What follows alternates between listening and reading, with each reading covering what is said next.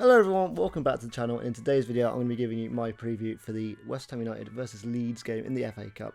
I'm currently recording this at 7 o'clock on Saturday as I kind of wanted to see how some of the results were shaken out in the FA Cup. And yeah, it's been two trouncing so far, with Man City beating Liverpool 4-0. And when I looked, Port Vale were 4-0 down to Chelsea. So two 4-0s currently in the FA Cup. There's still the Arsenal-Southampton match to be played. But more importantly, West Ham versus Leeds tomorrow, the only game on Sunday. I think the draw's going to happen 10 minutes after the match, I think I saw, but that could be incorrect. But before we get into the actual preview, if you could leave a like, comment and subscribe to the channel, that'd be really appreciated. It really helps out the channel as well. Now, this is a really difficult game. Obviously, we've come off a international break, and mostly, it seems everyone is okay. Nuno in his press conference yesterday, normally, as he always does, was very cryptic. He just said we've got some knocks and some things we have to assess, but we are not going to give away any information. But as far as I'm aware, the only player that is a serious doubt is Konstantinos Mavropanos, after he picked up a concussion in Greece's first game. Now, I don't know what the days are in terms of if it is too soon, this fixture, but yeah, he's the only player that is somewhat of a doubt for us. It is believed that Jean-Claude Tadeo and Crescenzo Somerville will be back in time for this fixture. Now, in terms of Leeds' team news, it's not looking good for them, as Dominic Calvert-Lewin has appeared to have picked up some kind of calf injury, I believe, and he will be out for this game, and that is huge for them, a team that's already struggling to score goals. They actually haven't won a game since beating Nottingham Forest in the Premier League outside of the FA Cup, I believe. So that is a tricky game for them. This is a tricky place to go to on a run of bad form. And considering we're both in the relegation zone, we sort of have similar levels of want/needs to win this fixture. I think it's going to be a really interesting game tactically from both managers to see who's going to come out on top in terms of how important is Farke going to take this, how important is Nuno going to take this, who are they going to play. And overall, I think it's going to be a very different fixture compared to the previous tie at Ellen Road, when we had players like Irving in the team and those sorts of things. If I'm not mistaken, the midfield was Irving and Rodriguez with Paqueta in the false nine. I don't think we'll be seeing that, obviously, this week, because we don't have Irving, Rodriguez or Paqueta in the team. So when you put that into consideration, it's going to be a very different setup for West Ham. I'm fairly sure it'll be a different setup for Leeds as well. The second top goal scorer, and Mecha, he will be there. I think he will be important to them.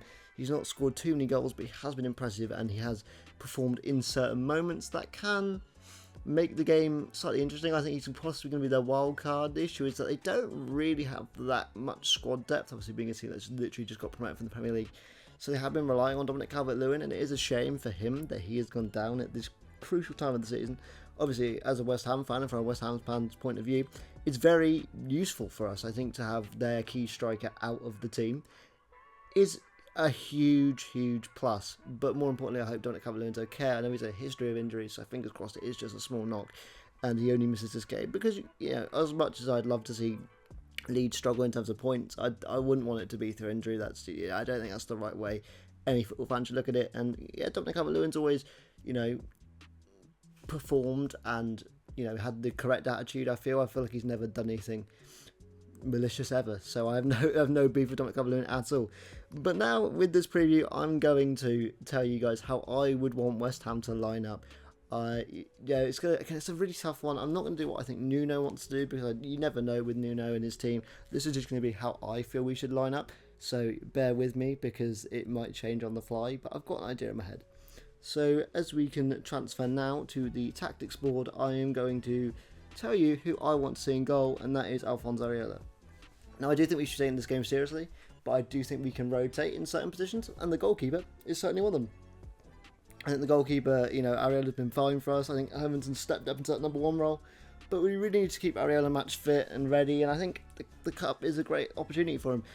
I know what you're saying, you know, we should be having our strongest 11, but we've always rotated goalkeepers, especially in recent years. Even when, you know, we were in a bit of that relegation scrap when we had Fabianski and Areola, we would still use them both. So I think it is important, and there certainly isn't that much of a quality drop-off, if any, with Areola and Hermanson. It's just different styles of goalkeeper. I don't think the goalkeeper distribution in this game will be as pivotal as it has been in other games. Now, for left-back, this is a tough one, but I am going to say Al-Hadji Malik Diouf. I really want to put Skulls in for this game. I think he deserves it. I don't think there's anything wrong to lose that spot, but it's all about is it the right time? How is it going to work with him? I feel like we'd be better defensively, but we wouldn't be as good offensively, and for that reason I'm going to put Juve in. Centre backs, I think this is pretty easy for me. Todibo and Disasi, only because if there is any doubt of Mavropanos' health, I don't want to see him risked. I don't think we should risk him in a cup, especially when we've got two other centre backs that are good enough. I think what Mavropanos brings us is that raw energy and that aggression and that never say die attitude. But I think Disasi and Todibo work well together. I think they'll be a solid pairing, and overall I think it makes sense to play them. Right back, I'm going to put Kyle Walker-Peters. Now, for me, I don't know, there was something about DR Congo wanting to do a celebration on the weekend, and maybe Wan-Bissaka won't be available, but I'm not seeing much about that, so I may have just missed this. But I'm putting Walker-Peters anyway, only because I think, again, it's like presuming can rotate, but we won't lose that much ability. I do think Wan-Bissaka is a better overall package, but if we're going to have Juve going forward, which is what we should have him doing, I think Walker-Peters is good enough to stay back and help out the defence if needs be. And overall, I think Carl deserves to start, because if he has gone to the pitch for West Ham, he certainly hasn't underperformed. So I'm going to put Kyle Walker-Peters there in the back line. Now the midfield, I'm torn on this one, but I'm going to put Mateus Fernandes. My only worry about this again is that he has travelled to the United States before this fixture, so I'm a bit worried about how he'll fit in and what he will do and how he'll be feeling. But I'm fairly sure he'll be good enough for at least an hour in this game. I do think we should be starting on the front foot. We certainly don't want the crowd to turn in London Stadium and the Leeds fans to be buoyant and be 2 goals up at half time or something. So I think start Fernandes, try and get that goal early and sub him early, because that trip from the States back to the UK is not an easy trip to do. And then also as well, I am going to put Thomas Souček in there. That midfield 2 just works. I'm really tempted to put Magassa or Potts in, but both of them had shaky performances recently, and I don't want to see a shaky performance there. I think we need to keep the confidence flowing, especially after that poor Villa game. Let's just get back to winning ways. Let's get back to performing. I'll just drag Souček there. Now, I think you know where this is going, because I am going to put Crescento Sanvolt on the left. Obviously, this is permitting that he is okay. I don't know what I'd do if he wasn't. I'd be very tempted to put Adama Traore in, but I'd also wouldn't be mad if you suggested putting Juve on the left and Scars in that front line. But again, I'm unsure. I think there's a lot of conversation for that left side if Somerville isn't fit. Obviously, the ideal thing is that he is fit, because we are so much better going forward when we have Somerville compared to when we don't have Somerville. On the right, I think this man picks himself, Jared Bowen, just obviously our most important player. I think even when he's not performing as well as he could be, he's still absolutely our best player. And on the top 2, I'm putting Pablo and I'm putting Tati, only because I don't think Callum Wilson can give us that raw energy and passion and that consistency at the start of the game. I think he's really good for the last 20 minutes. I think I was saying in one of the videos that I think the good thing about having Traore and Wilson in the team is that they can give us that energy for 20 minutes at the end of the game, and they might not be as proficient as we would like for the whole 90, but it's really useful to have those trump cards in the team. I don't know how it's going to be in terms of, is this the way that Nuno's going to go? I'm not entirely sure, to be honest with you. I do think it's one of those situations where it could go either way, and he could easily revert to a 3 in the middle, 1 up front. I think if that would be the case, we'd see Pablo come out. We would see Magassa come in. I don't think he'd play Potts after that last performance. I think you'd see Tati go central.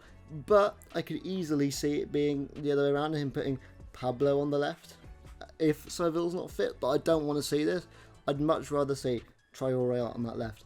But let me know what you guys think in the comments down below on the team, because I'm in 2 minds. But for me, you would put Somerville in, you put Pablo in. That'd be a front four, obviously not that close. But yeah, that would be my midfield. I think that's just overall the best way. I need to take Magassa out because we can't have 12 people on the pitch. That would not go down well. I think we would get instantly disqualified. But yeah, that'd be the team. I think it is just the best team. Now, am I confident for this one? I don't know. I think we should be. I think the FA Cup's been the thing that's helped us grow as a team. Maybe not in terms of performances, but in terms of just that connection and that belief as a team that we can get somewhere. I think this absolutely has been the number one, lightning rod, as it were, to give us that energy and that belief that we can win games. Yes, I know we only beat QPR originally, but we felt so much better after we beat QPR. You can see it in the team when we massively beat Brentford on penalties. That was a great night at London Stadium. It felt like one of those European nights, you know. There's something about, you know, evening games at London Stadium. I know this technically won't be one because it'll be about 4:30, and that will be bright now. I don't see it getting dark for the entire game. But if we can make the atmosphere good in London Stadium, I can see us winning it. And overall, I think we will win it. I think we'll win it 2-1. I'm not going to give you who I think will score because I always get this wrong. I would put money on Mavropanos, so I thought it was fit, but I genuinely don't see him being in the team. I don't really want him in the team at all. I genuinely don't want to see Mavropanos if he's a little bit of a doubt. I just don't think it is the best strategy. But Nuno has to at least give us that fight again, has to give us that belief as fans, because that Aston Villa performance wasn't good enough. Just lethargic and incorrect, and it kind of reminded us of the Graham Potter / early Nuno days of just a team that looked disinterested, disorganised, and lacked entire belief. And I don't think we want to see that again as fans. But am I completely, you know, am I losing it? Am I wrong? Let me know in the comments down below who you want to see in the team. Let me know as well the result you want to see. I think that's another thing, because the scorelines I've been seeing from certain fans have been all over the place. So let me know what you guys think in the comments down below. And remember to like, comment, and subscribe. And I'll see you guys all next time. Take it easy, and goodbye.